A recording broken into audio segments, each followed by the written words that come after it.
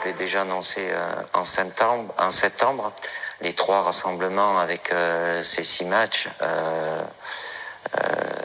pour moi, sont essentiels pour préparer la phase de qualification à la Coupe du Monde, même si ça dépendra de nos résultats. Avoir la possibilité de mettre en condition de jeu, c'est-à-dire que ça, surtout débuter les matchs, comme ça a été le cas sur le dernier rassemblement, de voir un maximum de joueurs, même si là, je mettrais un petit bémol, puisque de par la situation qu'il y avait en septembre, où il y avait beaucoup de joueurs qui étaient à court physiquement, aujourd'hui ça sera moins le cas, puisqu'ils ont eu beaucoup de matchs à jouer, et une donnée un peu différente aussi, parce que nous avons 4 jours entre les 2 matchs, alors que quand il y en a 3 et quand évidemment l'aspect physique n'est pas au mieux, ça m'a amené à changer beaucoup de joueurs d'un match à l'autre. Je vais pas dire que je vais pas mettre les 2 mêmes équipes, mais voilà, on va penser déjà au premier match. Et évidemment, pour beaucoup de personnes, Israël, c'est une petite équipe. Le seul match important, c'est la Belgique. Je peux vous assurer, pour avoir regardé de près et plusieurs fois les 2 matchs qu'ils ont fait, que ça soit contre la Belgique et contre l'Italie, certes, ils ont perdu, mais en termes de contenu, c'est une équipe où il y a beaucoup de jeunes.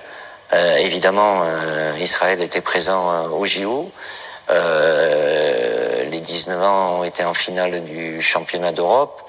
Il y a de la qualité.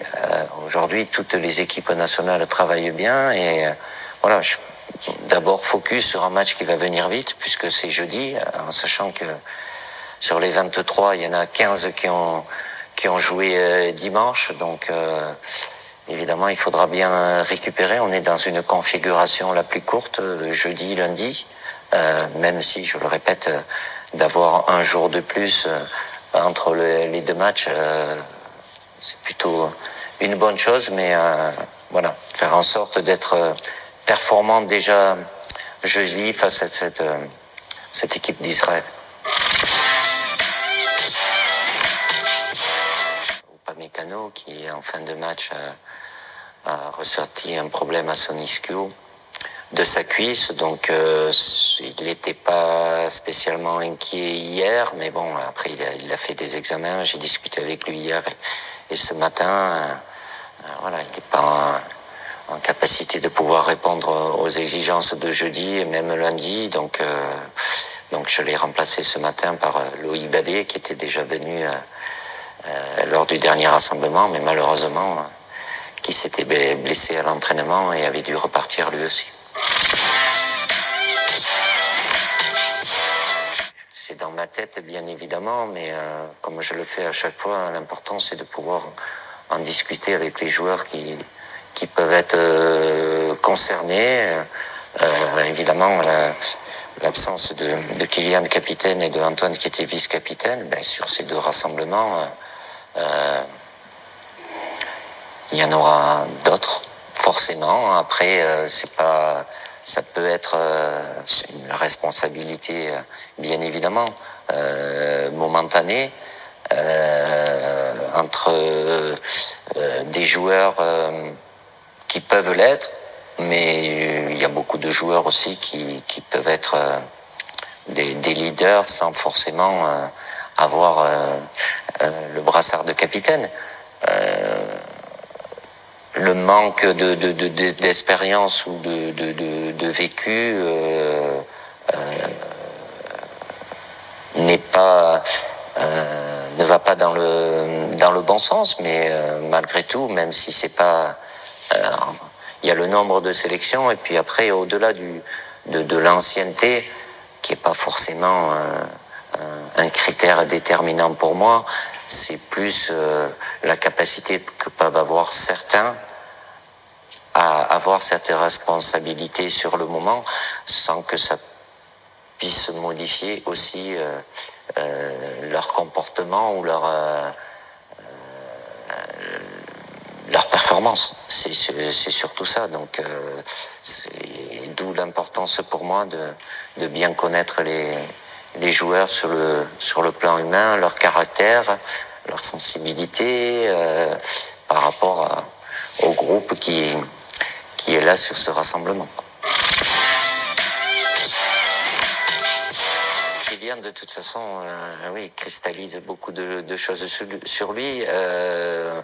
C'est pas faire un cas de Kylian. Aujourd'hui, il faut voir ça d'une manière plus générale, à savoir le postulat de départ, c'est que évidemment les intérêts des clubs et les intérêts des équipes nationales, je ne parle pas que de l'équipe de France, c'est valable aussi pour les autres équipes nationales, à un moment, ils divergent forcément. Il ne faut pas oublier aussi que, et ça c'est de tout temps, que l'employeur c'est le club. Et que c'est pas la fédération qui est l'employeur. Moi je fais en sorte, de par la relation que j'ai avec les joueurs, d'échanger avec eux. Évidemment, pour moi le plus important c'est l'intérêt du joueur. Je sais très bien qu'il va pas aller contre son club, il n'a pas envie d'aller contre la sélection aussi, mais à un moment après discussion, de faire en sorte de privilégier l'intérêt du joueur sans le mettre en difficulté. Alors après, il peut avoir des interprétations sur le fait que oui, mais c'est valable pour tous les clubs.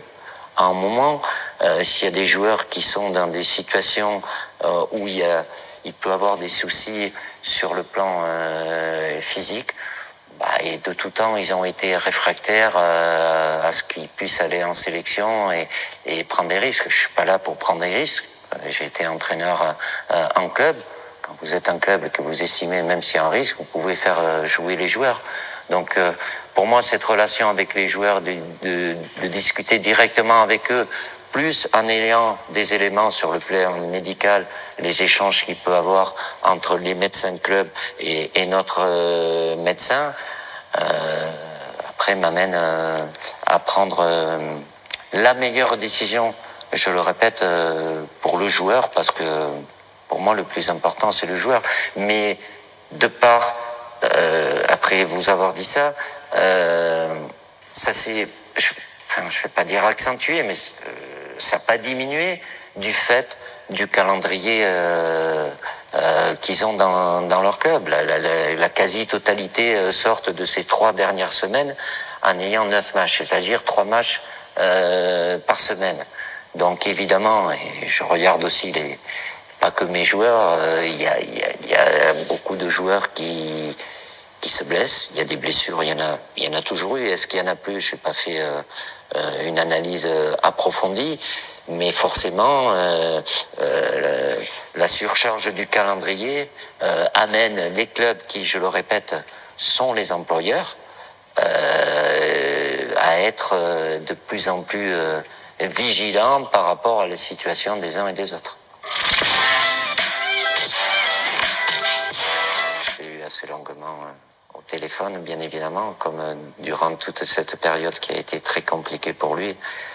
Évidemment, c'est une très très bonne nouvelle pour lui. Au moins aujourd'hui, il sait qu'il pourra rejouer à partir de mars. Donc évidemment, il aura une période d'aujourd'hui jusqu'à mars où il aura un travail et une préparation bien spécifique. C'est un soulagement pour lui. Je suis très content pour lui aussi, bien évidemment. Ça reste quand même une sanction qui est lourde, moins lourde que 18 mois par rapport aux 4 ans qui avaient été signifiés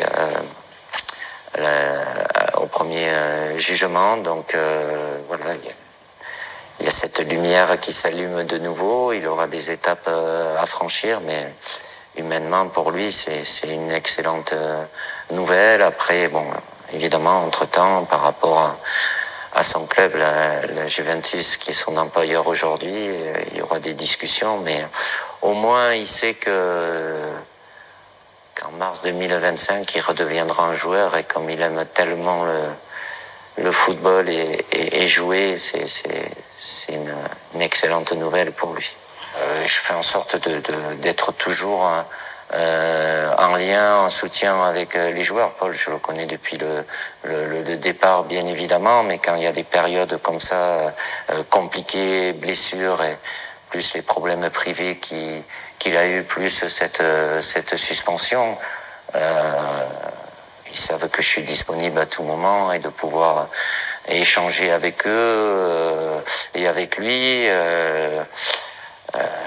C'est quelque chose d'essentiel pour moi, sans savoir les lendemains ce qui se passera, mais cet accompagnement-là, ce suivi, c'est dans la logique pour moi, dans la relation de confiance que je fais en sorte d'avoir avec les joueurs. Avec la décision d'Antoine d'arrêter sa carrière internationale, donc il cumulait beaucoup de sélections, et Kylian aussi, donc forcément à eux deux, ça enlève beaucoup de sélections, donc forcément un groupe plus jeune qui était déjà plus jeune lors du dernier rassemblement, mais bon, c'est le moment, c'est la période aussi où j'ai besoin de voir le plus de joueurs possible. Ça a été le cas à travers les 2 matchs qu'on a eu en septembre. Sur ce rassemblement-là, probablement aussi, même si les données sont un peu différentes puisqu'on a 4 jours à la place de 3 en septembre, et puis parce qu'aussi en septembre il y avait très peu de joueurs qui étaient athlétiquement à 100%. Là, depuis le dernier rassemblement jusqu'à aujourd'hui, ils ont eu énormément de matchs à jouer, donc évidemment condition physique qui doit être meilleure aujourd'hui. Et qui dit jeune dit forcément moins de vécu et d'expérience, donc ce qui n'empêche pas la qualité, bien évidemment, mais à tout moment, le fait d'avoir... Enfin, il y a des jeunes joueurs, ça peut être un âge, mais ça peut être aussi par le fait qu'ils n'ont pas de vécu avec l'équipe de France. C'est pas uniquement lié à la date de naissance, mais bon, ça passe par des étapes à franchir, comme ceux qui ont été appelés lors du dernier rassemblement. Ça demande confirmation à travers ce qu'ils font dans leur club aussi, donc un accompagnement un peu plus différent. Évidemment, quand vous avez vécu une expérience, il y a une forme d'autogestion qui est là. Quand il y a un groupe plus jeune, ben, oui, même si je passe toujours beaucoup de temps, et ce qui est très important pour moi, d'échanger avec eux, et même entre les rassemblements. Donc après, la jeunesse ou le manque d'expérience peut-être amène à avoir beaucoup plus de l'enthousiasme, ça c'est sûr, de l'effervescence aussi, donc il faut canaliser un peu tout ça, parce qu'il y a le côté émotionnel qui est là malgré tout. C'est un objectif pour beaucoup de joueurs d'être ici. Après, quand ils y sont et qu'ils doivent porter le maillot, évidemment ça peut paraître quelque chose d'incompréhensible pour ceux qui sont pas passés par là, mais à chaque fois, voilà, cette gestion des émotions est un critère important. Donc, je fais en sorte avec le staff de les mettre le plus à l'aise possible, qu'ils soient le plus naturel possible, même si chaque joueur a un caractère et des sensibilités qui peuvent être différentes.